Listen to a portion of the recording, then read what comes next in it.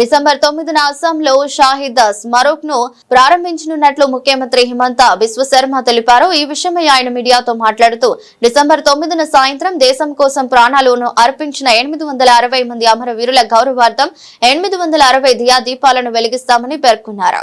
গুৱাহাটীত শ্বহীদ স্মাৰক উদ্বোধন হ'ব আৰু সেই শ্বহীদ স্মাৰক উদ্বোধনী অনুষ্ঠানৰ সম্পৰ্কত এটা অনানুষ্ঠানিক আলোচনা কৰাৰ বাবে কেবিনেট বৈঠক অনুষ্ঠিত হৈছিল। 9 ডিচেম্বৰ তাৰিখে আমি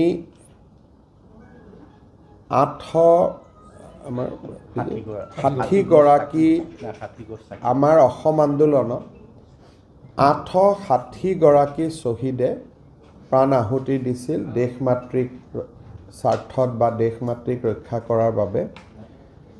9 ডিচেম্বৰ তাৰিখে আমি শ্বহীদ স্মাৰকত 860টা চাকি জ্বলাম আৰু নাম প্ৰসংগৰে আমি 10 ডিচেম্বৰৰ বাবে নিজক প্ৰস্তুত কৰিম। 10 ডিচেম্বৰ তাৰিখে 860 গৰাকী শ্বহীদৰ পৰিয়ালক আমি গুৱাহাটীলৈ নিমন্ত্ৰণ জনাম আৰু আনুষ্ঠানিকভাৱে শ্বহীদ স্মাৰক আমি সেই দিনাখন উদ্বোধন কৰিম।